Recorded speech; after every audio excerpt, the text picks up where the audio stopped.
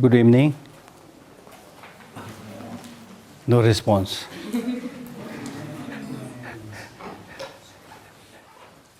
So I always try to start with some light-hearted statements. And many of you must have attended some of my talks.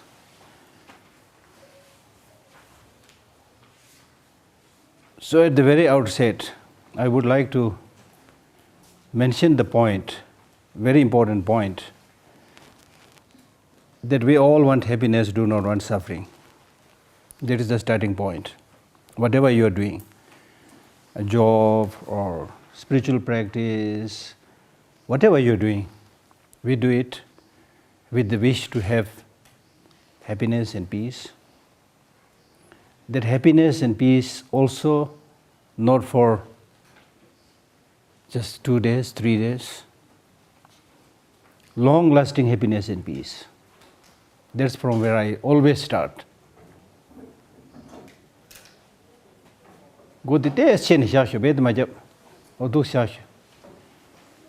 So we want that long-lasting peace and happiness, right? That you have to acknowledge. Okay, now when you participate in such a talk, don't just be sitting there. Respond to my questions, think about it, try to integrate in your life. Then it will be of benefit. Otherwise, it will become another ritual. So note down these points. And you can actually write down in your home on a paper, I want long-lasting peace and happiness. Because we need to be constantly reminded of the important objectives in life. We are very good in forgetting things in general, and particularly the most important things. We tend to forget so easily. So to make sure that you don't forget these important things, you can write down, I want long-lasting peace and happiness. Because when you attend my talk, or anybody's talk, you should take something with you. These days, many of the like business journals, write-ups, they write a long like chapter or article, then in the end they have what they call as takeaways. Because you will not be able to digest the whole thing.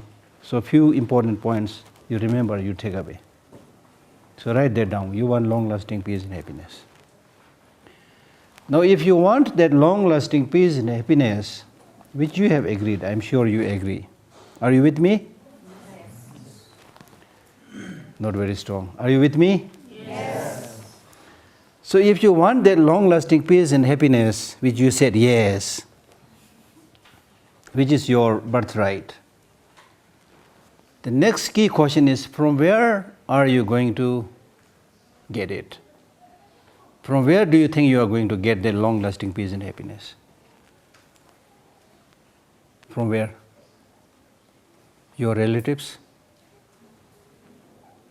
Your parents? Money? Status? Do you think you are going to get that long-lasting peace and happiness from these material accumulations, wealth, name and fame? What do you think? What? No, big no. Are you sure? Yes. Have you thought about it?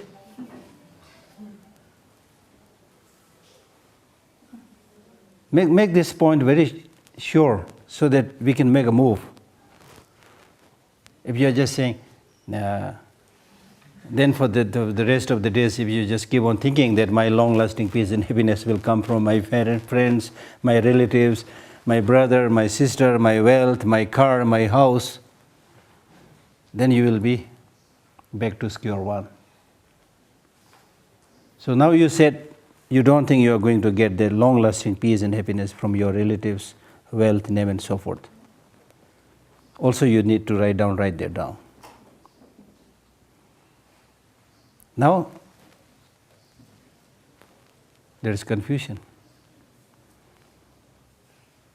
You want long-lasting peace and happiness. You said you're not going to get it from your friends, relatives, wealth, and so forth. So then what to do?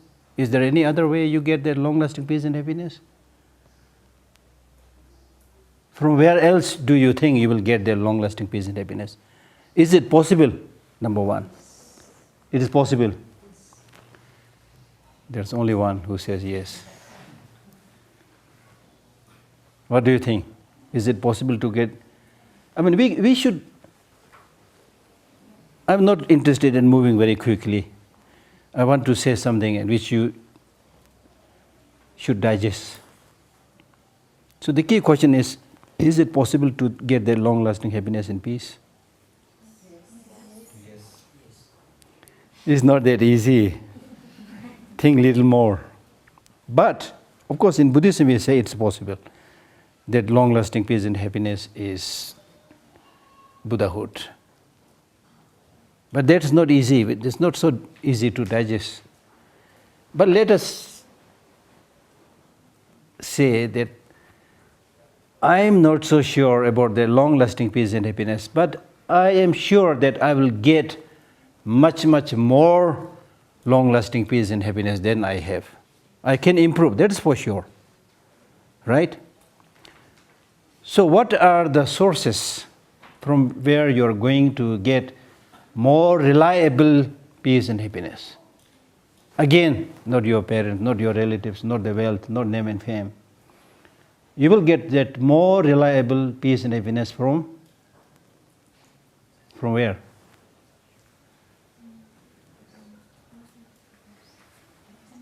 Not money, not wealth, not name, not fame, not relatives, not friends. From where do you think you'll get it? Within you. Within yourself. Within you means, is it already there or? Huh? You have to find it, search, not so sure how to find it. So basically, I think it's not Buddhism, but also all the important religious, traditions, or even otherwise, any thinking individual, they will say that the more reliable peace and happiness has to come from within oneself.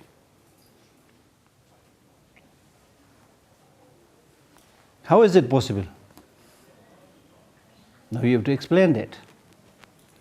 Because much of the sufferings, problems, difficulties that we encounter are not so much about external limitations and disturbances, but because of your wrong perception, your wrong ways of seeing things, your wrong ways of observing things, your wrong ways of looking at things. Right? Does this sound? They do. Right? They do. Okay,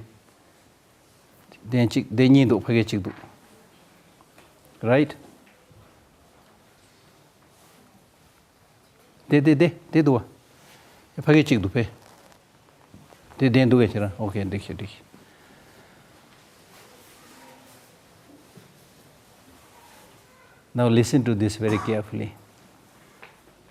There is a Tibetan teacher who said, there is nobody who will catch hold of your hand and throw you into heaven. There is nobody, including Buddha.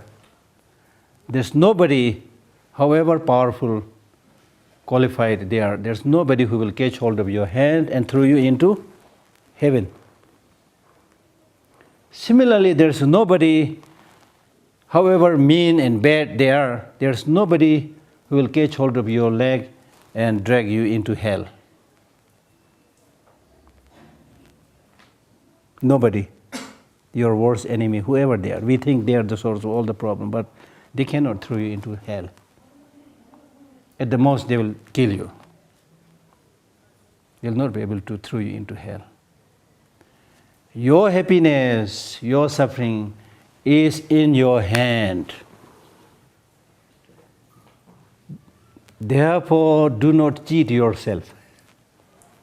It's a beautiful verse taught by a Tibetan master. There's nobody who will catch hold of your hand and throw you into heaven, and nobody who will catch hold of your leg and drag you into hell. Your happiness and your suffering is in your hand. Do not cheat yourself. Of course, you will say, I don't cheat myself. You may not intentionally cheat yourself, as you very often do with others. But you cheat yourself because you keep on doing the wrong thing which you should not be doing. Even in terms of food, there are certain types of food which you know is not good for your health, but because it pleases the tongue, you keep on eating it. Don't you do that? That is called cheating. That is called cheating.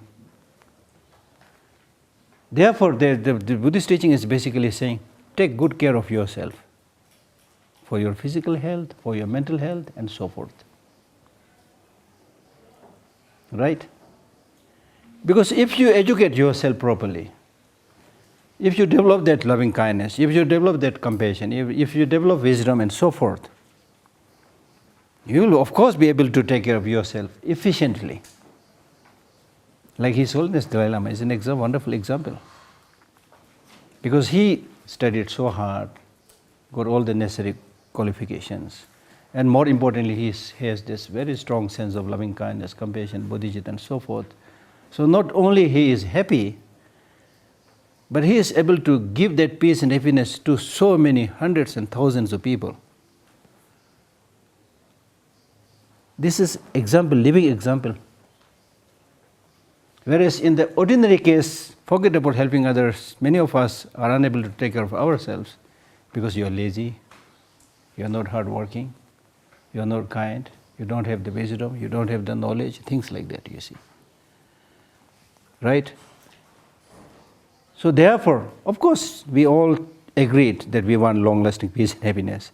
So if you want that long-lasting happiness and peace, it has to be cultivated. It has to come from its individual causes and conditions. Nothing will come out of nothing. Right? So therefore, the topic that we have chosen today, which you got a copy, there are only 25 verses. But I chose this topic today to give you a jolt, to make a move. It deals with impermanence, right? So this is the first chapter from Aryadeva's very famous classic text called 400 Verses. One of my favorite texts. I read it several times. When I was in Delhi working there, in the evenings and mornings, I even tried to memorize many of these verses and things like that. So I have a lot of admiration. Aryadeva was one of the foremost student follower of Nagarjuna. So this text, as the title says, has 400 verses. 400 verses. And each chapter has, I think, 25 verses, something like that. Right? So this first chapter is on impermanence. Now this is important because the first 4 chapters deals with how to stop the 4 perverted views. We get into trouble because we have these 4 perverted views. We have this tendency to see what is impermanent as permanent. If I ask you right now, are you impermanent or permanent? Of course you will say, I'm impermanent, right? Are you going to live forever or are you going to die? You will say, yes, I'm going to die. But that's not how we live in our daily life. In our daily life, we make this plan for eternity. I'll work hard, I'll finish my study, I'll get married, I'll get a job, I'll buy a house, I'll buy a car. I mean, even an old man, like 60, 70 years old, like me, still planning, I'll do this, I do that. And the planning, if it is just for oneself, it doesn't have much meaning. If the planning is for others, then of course it has meaning. You should keep on working even if you're going to die tomorrow. For others, of course, that's fine. But just for your individual thing, it's just complication of no use at all. So therefore, what these texts are saying is that you do something in your life, that what you do outlasts your life. Something that lives longer than your life. If you value something, if you admire compassion, if you admire helping others, you see, then these values should live longer than your life. If everything finishes when you die, then you really didn't do a good job. You should do something that continues to inspire others for many generations to come, many lives to come, that continues to benefit and help others for countless lives to come. Like, for example, the example of Buddha. He came 2,500 years back. Sorry, very sorry, very sorry. Very sorry, very sorry. Very sorry.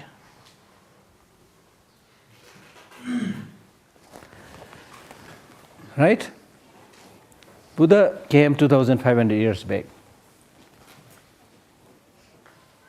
But still his teaching is benefiting millions of people today. There are nearly 500 million people who say that they are Buddhist. And many others who admire and get inspiration from the Buddha's teaching. So we should come up with something that lives longer than your life. Right?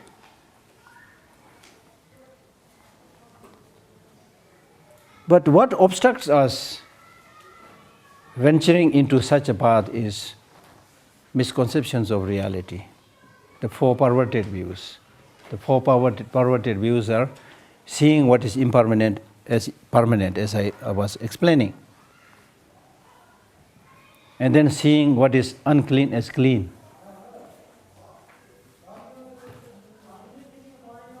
And what is without self as having self. What is empty as having inherent existence. So out of these four, we are today talking about the first chapter, which is called Abandoning Belief in Permanence. Now here, abandoning belief in permanence, we are primarily talking about our own life. Yes, in Buddhist philosophy, we talk about permanent phenomena, impermanent phenomena. So permanent phenomena is like the abstract qualities, like emptiness and so on. But when it comes to our own life, it is in conditioned phenomena, it is impermanent phenomena. So most of the problems that we bring is in relation to with our five psychophysical aggregates. So therefore what he is teaching here is to see your five psychophysical aggregates as transient, changing, impermanent. The five psychophysical aggregates are your body, your physical form, sound, physical form, feeling, recognition, compositional factors, and consciousness. Five psychophysical aggregates. Now whether it is your body, or it's your feeling, or it's your perception, or it's your recognition, or it's your mind, we tend to see them as permanent, unchanging. And that is a kind of grasping, right? Much of the problem, conflict that we have with other people or environment and so forth is because of too much grasping to oneself, grasping to the physical aggregate and grasping to oneself.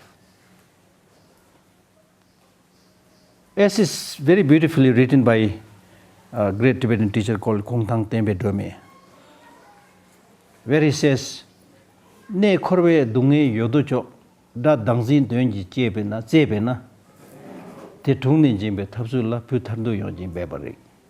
Meaning that all the countless problems, difficulties, sufferings that you see in this cycle of existence. So the sufferings that you see is a kind of infliction brought upon you by the enemy self-grasping. Self-grasping. That self-grasping is like an evil force, evil spirit. So these sufferings are what is being brought upon us by the ghost of evil self-grasping.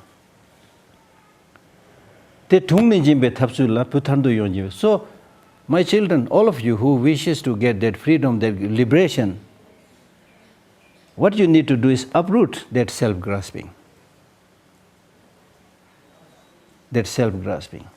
Now, when I talk about self-grasping, I'm not saying that you should not have any conception of the self, because the I is there, self is there, very much there. So you call yourself Dharma or Tashi or whatever, you have the feeling I'm Tashi, I'm Dharma, that kind of conventional conception of the self is no problem. The problem is when you see yourself as having absolute, independent, inherent existence. That will become clear if you have disagreement with somebody, if you fight with somebody. As and when you fight with somebody and the negative emotions like anger flare out, then you say, how dare you say this to me? Here, solid, absolutely existing, How dare you say these things to me? To me, who is existing independently from its own side, kind of thinking, you see. And that grasping is so strong that people, even like armies, they even jump into the face of machine gun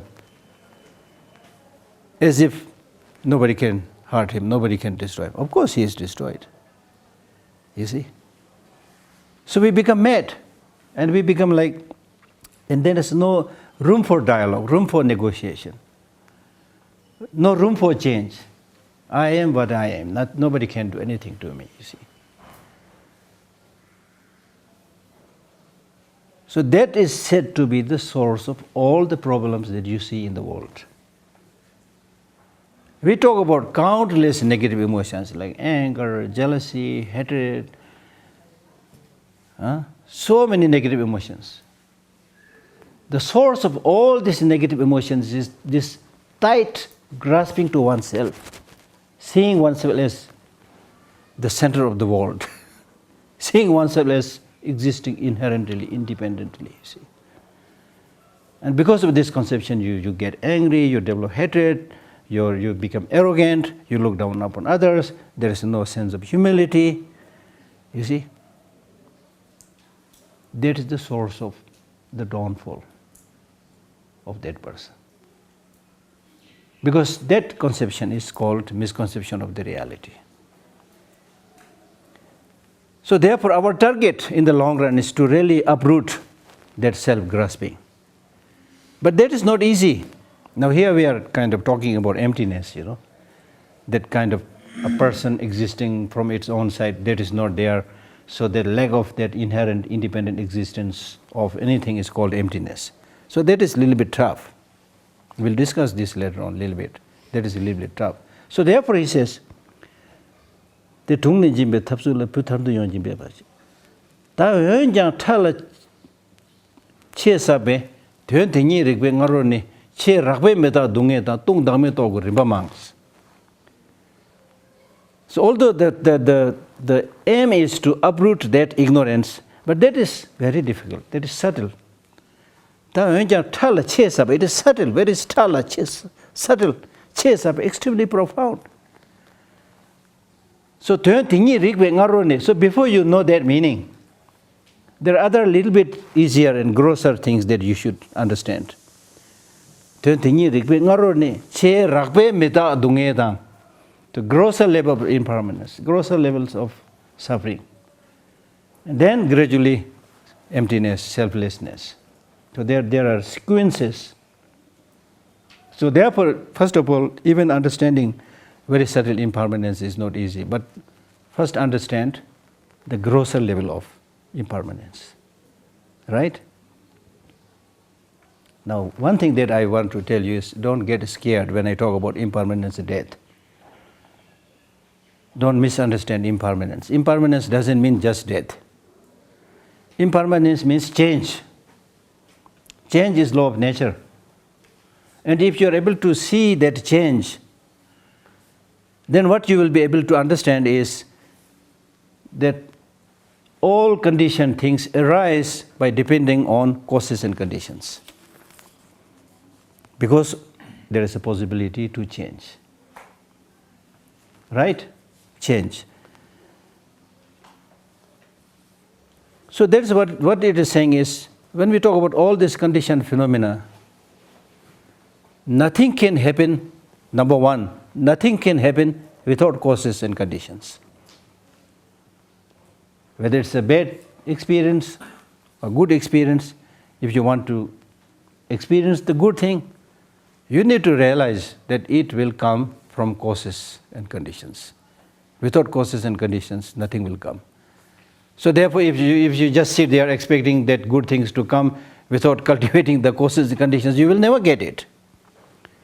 Similarly, with sufferings also, they come from causes and conditions. If you don't want suffering, then identify the causes and conditions of those suffering and make sure that they're eliminated, they're at least reduced. So things come from causes and conditions. Whether it's your achieving enlightenment, whether it's your developing compassion or loving kindness, it has to come by depending on causes and conditions. So you need to find out the causes and conditions for that. That's number one. Number two,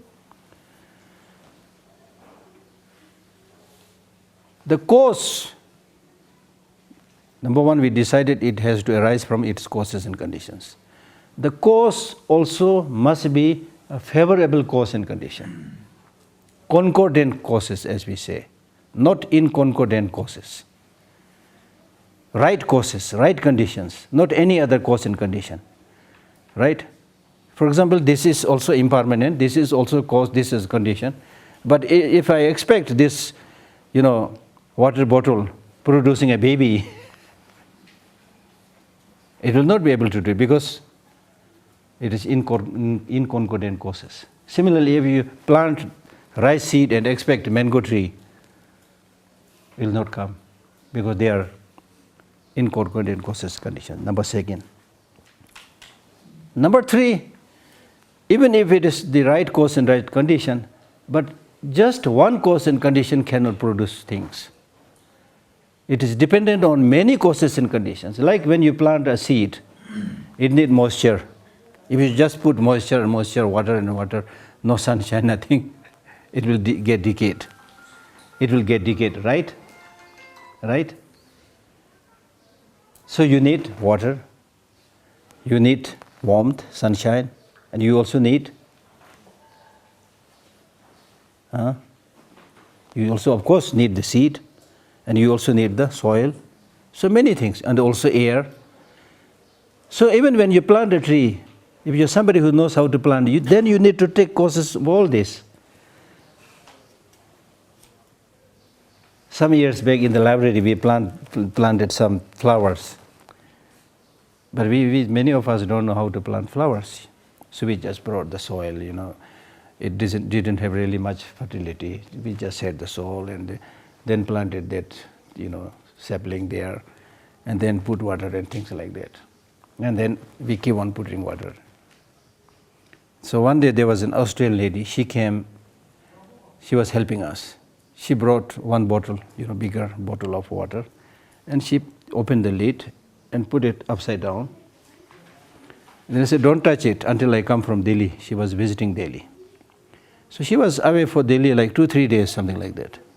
But the water was intact as it is when she came back. Because there was no room for the water to go down. So similarly, if that soil doesn't get water, doesn't get air, it almost becomes like a mud or a rock, then how can you help that plant grow? Right? So all the necessary causes and conditions must be there. Number 3. So similarly, in the case of achieving Buddhahood also, if you just sit there, practice patience, you will not become a Buddha. Or you will just sit there, meditate on compassion, and you become really, really very compassionate person, which is good, but that will not to lead to enlightenment, because you also need wisdom and many other practices, right? So you need, those of us who are aspiring to achieve something, be it Buddhahood or success in other fields in life, you need to make sure that you have the right causes and conditions. Number 1, causes and conditions, then the right causes and conditions, then all the needed causes and conditions. Like when we apply for a job, they say, bring all the necessary papers, bring all the necessary documents, right? If you don't submit it, then you don't get the marks. It's almost like that. Then the 4th, even if you have accumulated all the causes and conditions, but if you shuffle the order of the causes and conditions, then again it will not produce fruit, or even if it produces fruit, then it will not be a healthy fruit. Like cooking. Even if you all the ingredients, the different kind of masalas and then the oil and whatever, there is an order. Then you are able to cook a delicious food. But right in the beginning, you put the wrong thing, then the food will not taste, right? 5thly, now even if you have you have the cause, you have the favorable causes, you have all the causes, and the sequence is perfect, but still, if it is not free from obstructions, then the obstructive factors will destroy everything. Like for example, if you are planting a fruit or flower, something, especially in its infantile stage, then suddenly if there is a very strong hail, and during that time if you don't protect it, then this little flower, little plant will be destroyed. And in some places, like I was recently in Dallas, in America, in April I was in Dallas. I saw there the biggest hail I have ever seen in my life. It is, you won't believe, it's much bigger than this lid. It actually destroyed many cars, broke windows. It's like a big stone being thrown upon you. I've never seen one like that in my life. So this kind of hails and other obstructive factors will destroy, you see. So you should make sure that it's also free from obstructive factors. For example, in the case of our spiritual practice, if you are constantly practicing love, compassion, doing meditation and so forth, which is of course good, but then at the same time, you also get angry, if you also develop jealousy, then whatever you are gaining is destroyed by the negative forces. So it's not enough to do the good thing, but also stop the bad thing. Many people, they don't understand this, then they say, oh, I've been practicing for so many years, I'm not making any progress, I don't see any benefit, because they have not stopped doing the bad things. Because stopping the bad things is not easy, because you are addicted. And that's why we talk about meditation. Meditation means getting habituated with the positive ways of thinking. Addiction means addiction with negative emotions. And if you get addicted, it's very, very difficult to remove that addiction. Addiction comes in many forms. It may be addiction in drinking, it may be addiction in coffee, it may be addiction in tea, and I presume that there is addiction in meditation also, unless you be careful. Because when you do meditation also, you need to see the fruit of that meditation. What did you get by doing that meditation? Has that helped you lessen your anger, lessen your other negative emotions? Has it helped you become more, peaceful and calmer? If these things are there, then it's a good sign. If this is not there, then it is another feel-good practice. You feel good there. And that's why there is a story, in Buddhism, that the Sarvakas and the Partyaka Buddhas, they're also great meditators. And they meditate, and they enjoy that bliss of sitting in peace, And then they completely forget about working for other sentient beings. So they get completely lost into their trance kind of state. And then it is said that the Buddhas have to come and say, your meditation is good, but wake up. Wake up and do things for others. Right? So addiction is very risky, very dangerous. So many different kinds of addictions is possible. So it's not enough just to do good things, but also stop bad things. So that's why one of the most important teaching that the Buddha gave is do not do anything that is bad. Do everything that is good. Completely discipline your mind. This is my teaching. Do not do anything that is bad. He is saying, don't do bad things. Do good things. Both should be done together. And how can you do the good things and stop doing bad things? That's related to your mind. It's not easy. You can't say, from today onwards, I'll become a good man. And many people do say that. They say, since the core of the teaching of the Buddha is to become a good person, so why we have to, rake our brain so much? Why do you have to spend so much in studying and reading this very difficult to understand philosophical books? So that's why Buddha intentionally said, don't do bad things, do good things, and whether you can do good things and stop bad things is very much related to the training of the mind. Therefore, completely train your mind. This is my teaching. And therefore, Shantideva also in his Bodhicharyavatara, he says, in short, after giving a lot of instructions, a lot of advices, then he says, in short, unless you know the secrecy of your mind, even if you aspire to have happiness and wish to shun suffering, you will end up just wandering. You will not achieve anything. Secrecy of the mind. That means the ultimate nature of the mind, the emptiness of nature of the mind, things like that. So your mind, as we discussed right in the beginning, your mind is the key thing in Buddhist practice or even otherwise. So I'll ask you a question. Who is your boss? Who is your boss? Normally people say my father, my mother, and my husband, my wife, they say like that, you see. But no. Your boss is? Your mind. Your boss is your mind. Your mind is your boss. When we talk about taking care of yourself, we are talking about taking care of one's body and one's mind, right? When we talk about long-lasting peace and happiness, we are talking about the physical and mental related long-lasting peace and happiness. Out of these two, you need to confirm this now. Out of these two, which one is more powerful, more important? We are saying mind. But that is the most neglected one. For body we take, and again here we are not good, but we take some care of the body. We feed ourselves all the time, we wash ourselves all the time, we wear nice clothes and also put some ornament. We also do some pulling and pushing exercises, jogging and all this for the body. What did you give to the mind? Honestly speaking, what did you give to the mind? Tell me. Are you giving something to your mind? What are you doing?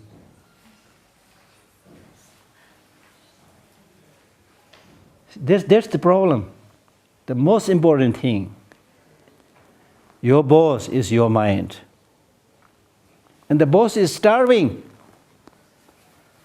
Like your body, if you at least skip the lunch, oh, I'm so hungry, But the mind, what kind of food you're giving? Not much. So much of the problem that we face today in the world is sign of starvation of the mind.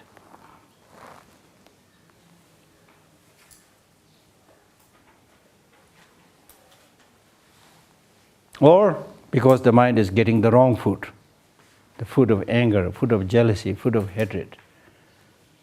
The mind is fed with this. And as a result, you see all the conflicts, turmoils. It all comes from the mind. killing, disliking, segregation, discrimination, come from the mind. So when that Buddhist teacher, when he says your happiness and your peace is in your hand, he is saying take care of yourself, your mind. So when we talk about meditation, when we talk about awareness, when we talk about mindfulness, we are basically saying if you want to progress, if you want to get more education, if you want to take care of your health, be alert and watchful.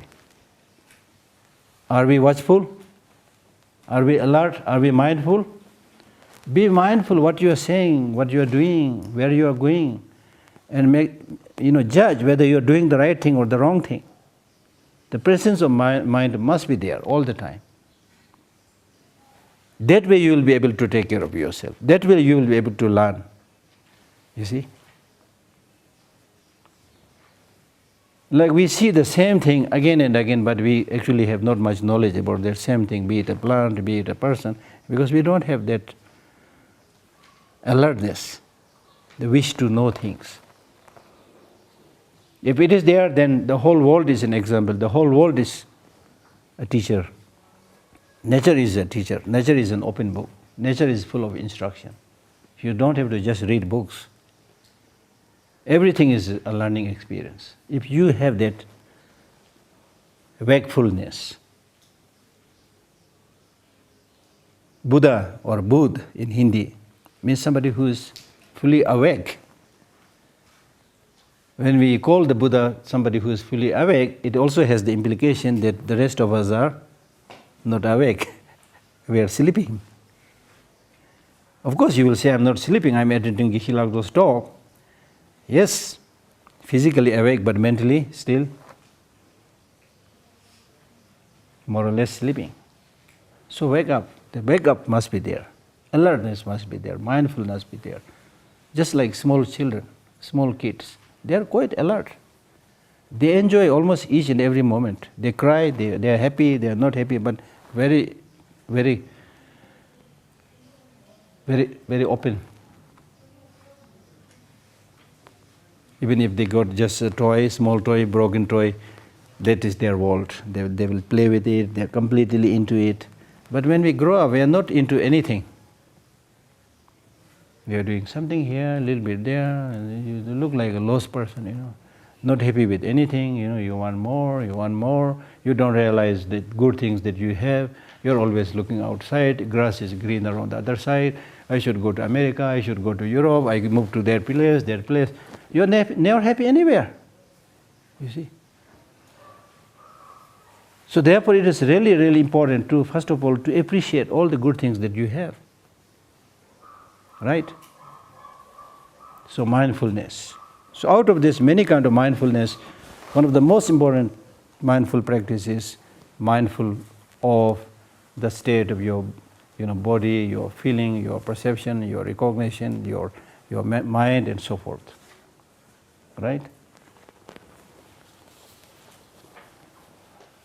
So therefore,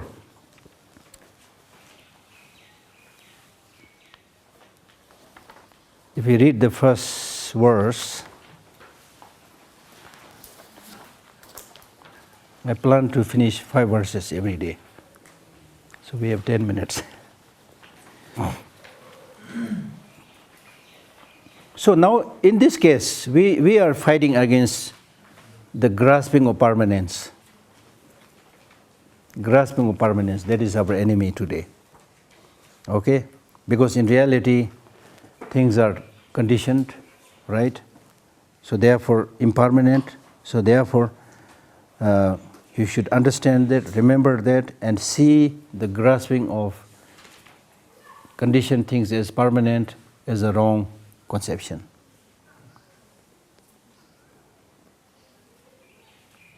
So what this chapter is really saying is instigating you to be heedful of this reality of impermanence.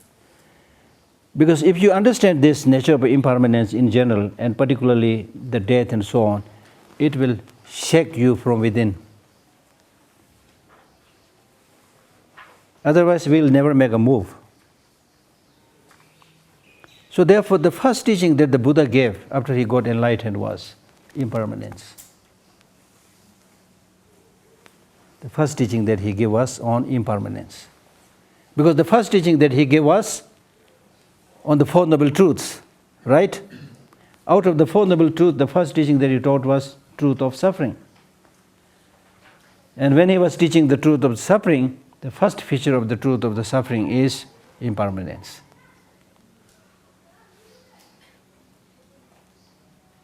And one of the last teaching that the Buddha gave was also on impermanence. When he was passing away, then he, called the monks, his followers, and he said, look at the body of the enlightened Buddha. He is also passing away.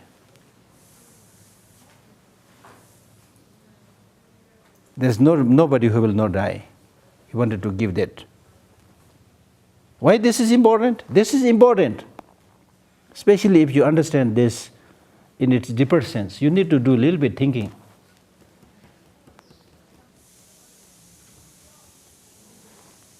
If I quote from the same text somewhere, I don't remember where Aryadeva says, Kharse, Khanlan dirju yume ba, tili shigu khala yu. Rangchim lan ne shudu deni yung war chawaka. This is, I think, somewhere from this text. Where Aryadeva says, Khanlan shigu yume ba, a person to whom there is no veneration, no respect to the nirvana, to the liberation.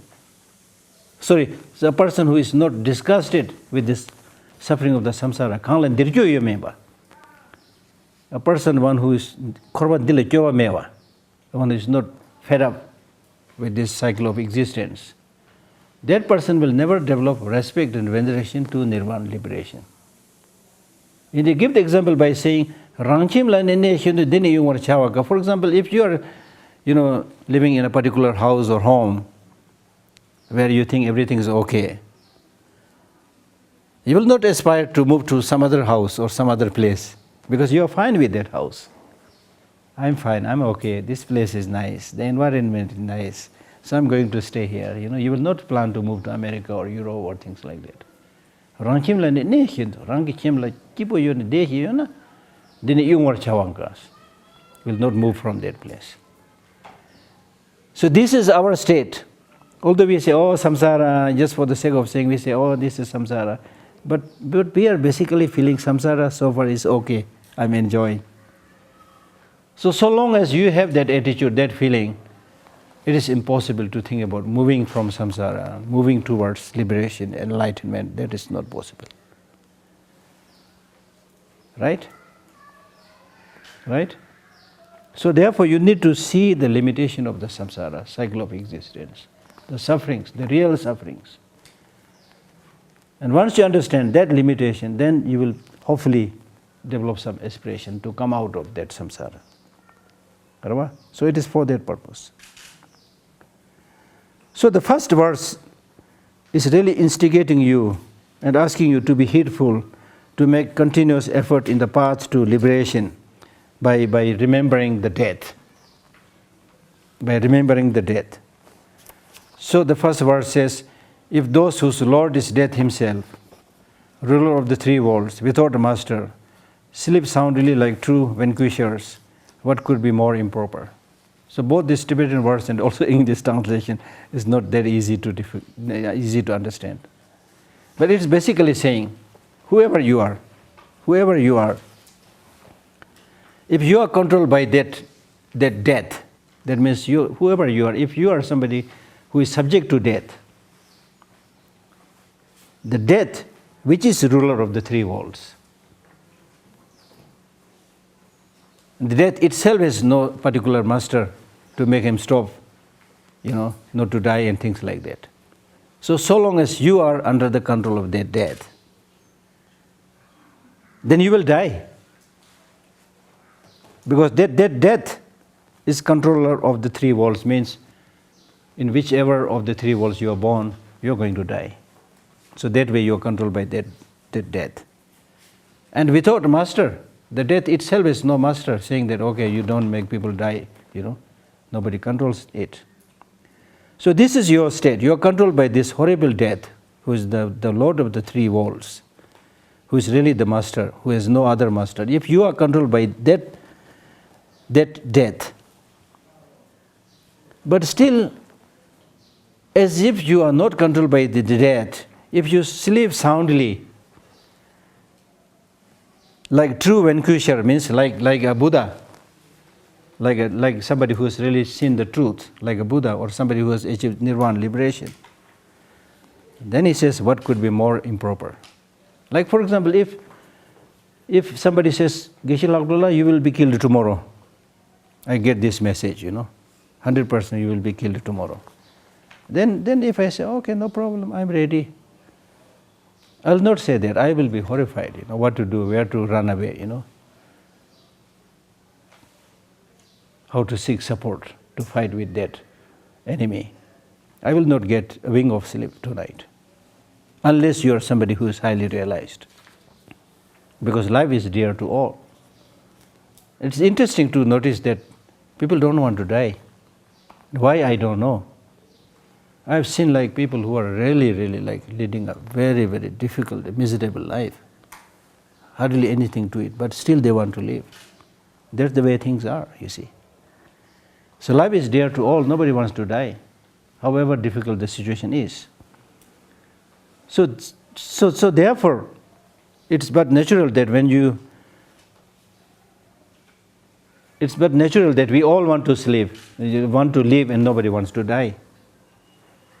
This being the case, and at the same time that you know that there's no escape from the death, still if you don't bother about it and sleep peacefully as if you are already highly enlightened and no death has the capacity to lay their hands on you, then it's very improper. Why? Because you can answer this by saying, yeah, I know death is to come, nothing I can do, so I want to just enjoy my life. That's one way of dealing with it. Many people do that. You say, I know I'm going to die, so why should I worry about it? Why should I think more about it, which brings more anxiety, more problem? So I just try to forget, don't talk about death. That's why many people don't want to hear about death. And now in big cities, their cemeteries are built far away from the outside the city. Why? Because they don't want to see the graveyard. They don't want to be reminded about the death. Whereas in Buddhist countries like Thailand, the monasteries intentionally keep the dead bodies in the campus of the monastery. And dead bodies of different days, like somebody who died 20 days back, somebody who died 1 week before, somebody who died yesterday, and somebody who died long time back, and just what is just left is skeleton, to remind them about that reality. So now, now this is a very important question. Now the key question is it better to think about death or not? Is it better to think or not to think? Like not only death, impermanence, suffering, is it better to think about that or not to think about that? These are crucial questions. Don't just take it for granted because this is said in the Buddhist teaching. You should think the benefit of thinking or not thinking. Is it better or not better? Huh? Not so sure? One way is don't talk about these things, just enjoy, get intoxicated. That's why many people who have the problem, then they resort to drinking. You see, if they had fight in the family, then they start drinking, you see. So that they don't remember things, they forget these things. But that's not the solution. So is it better to think or not to think?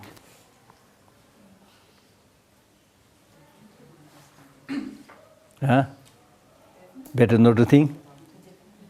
Huh?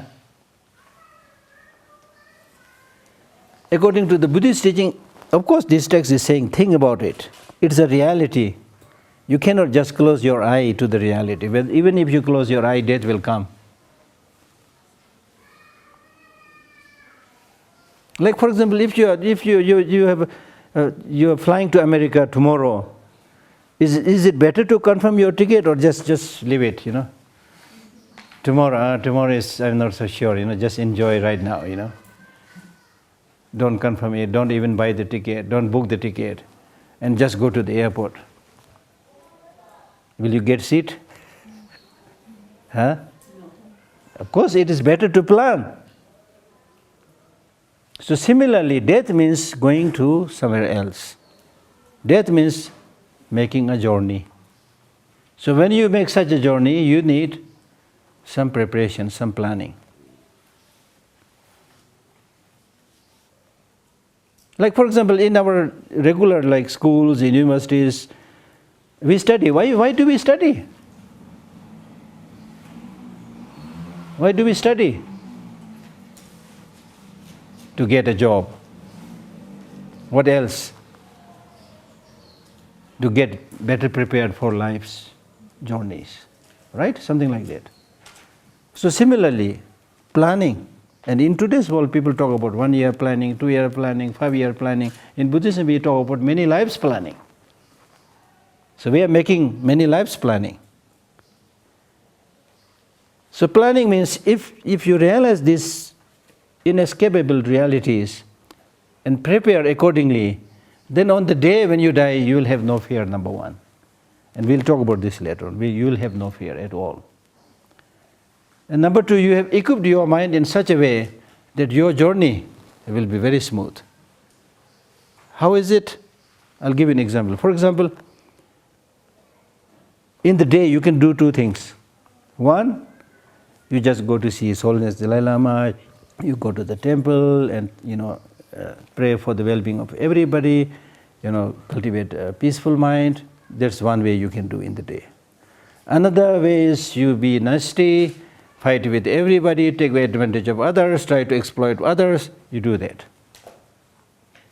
The end result is tonight when you go to sleep, the one who had led a nasty, destructive, violent life most probably will experience the same disturbance in the night also.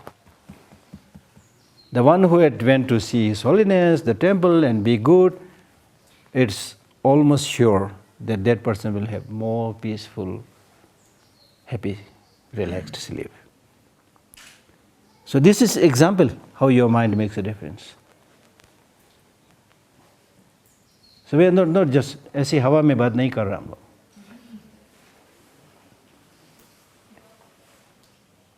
We are not just talking in the vacuum. So you need to understand this through thinking. So please do some thinking. Otherwise, it will become a ritual. Oh, the Buddhist teaching says this, so I do this. Why you are doing this? I am not so sure, So try to understand this, right? And then also another advantage is that if you realize that I'm impermanent, this person sitting next to me is impermanent, he is going to die, she is going to die, then that makes you develop that feeling of love and compassion to that person. More love and more compassion to that person, you see. If you think, oh, this person is permanent, I am permanent, so we are equally great, we are existing from its own side, nobody can harm me, harm her, then there's not much room for doing good things. And I always give the example, if you have a very elderly lady, 90 years old, lying down in front of us, 90 years old, she's very elderly and also very sick, not able to eat and things like that. Very fragile, very, very thin, very weak. If we see such a lady, elderly lady, not only in terms of age, but also in terms of fragility and sickness, if we see such a person, will you develop a wish to harm that lady? Will we develop a wish to harm that lady? No. Will we develop a wish to exploit that lady? No. most probably we will develop a wish to help that lady a little bit, at least giving a water to drink or some money, whatever. Right?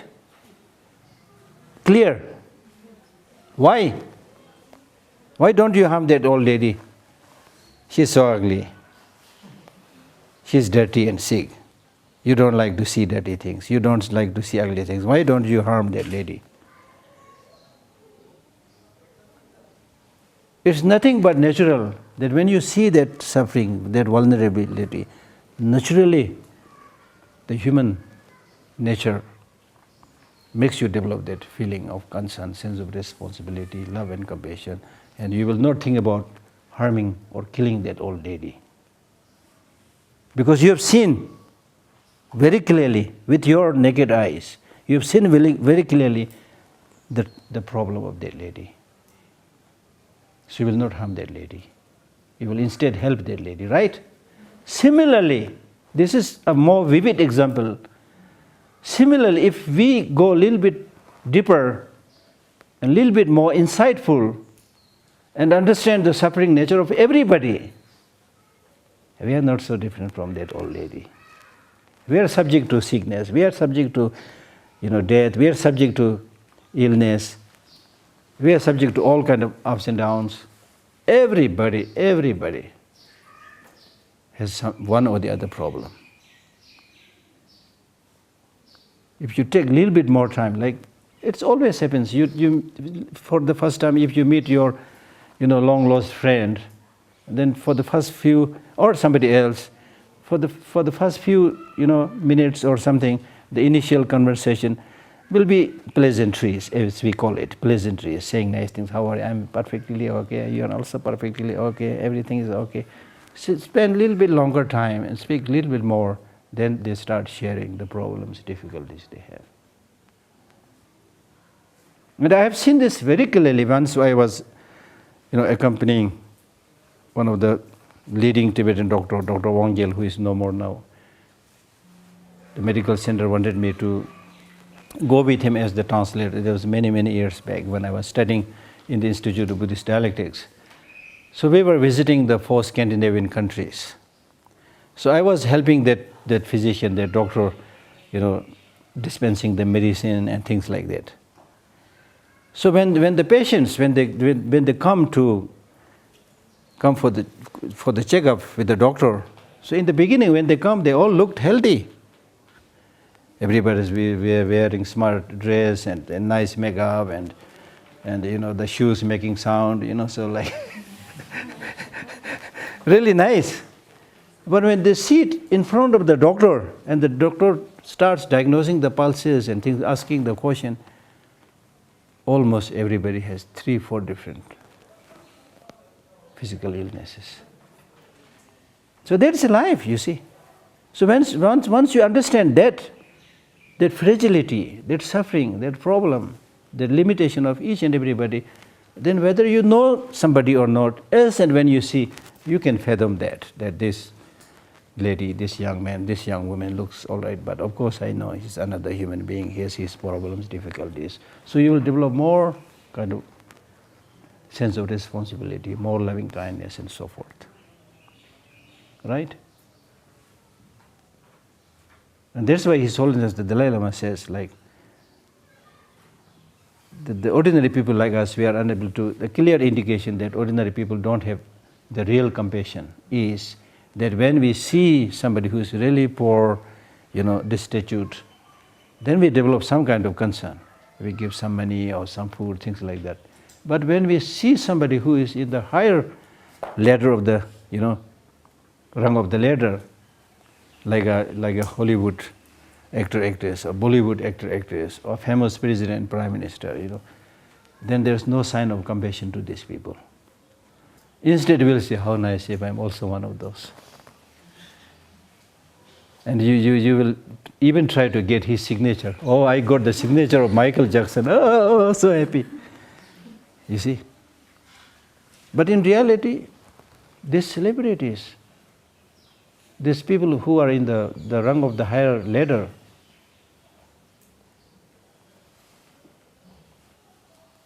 higher rung of the ladder, Many of them have more problems than ordinary people. They look nice, they have material facilities, but they are very good in pretending that everything is okay. So there's the problem, right? So therefore he is saying, if those whose Lord is death himself, in other words, when your Lord is death himself, who is so powerful that who is the ruler of all the three worlds, and he himself can do whatever he wants because he didn't have a master. So when you are completely controlled by that Lord of death, but still as if nothing has happened, if you sleep soundly like a Buddha, then it is improper. Right? That is it. I think I should not overstay. 1 or 2 questions? Burning questions? Otherwise I'll stop. Yeah, any 1 or 2 questions? You chignis. Maybe. Ready to run?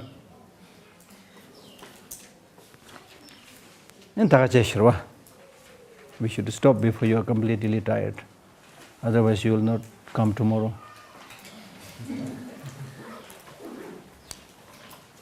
Oh, Duksnarona. So please think a little bit about what I already said, and then come up with some questions. Okay? Thank you.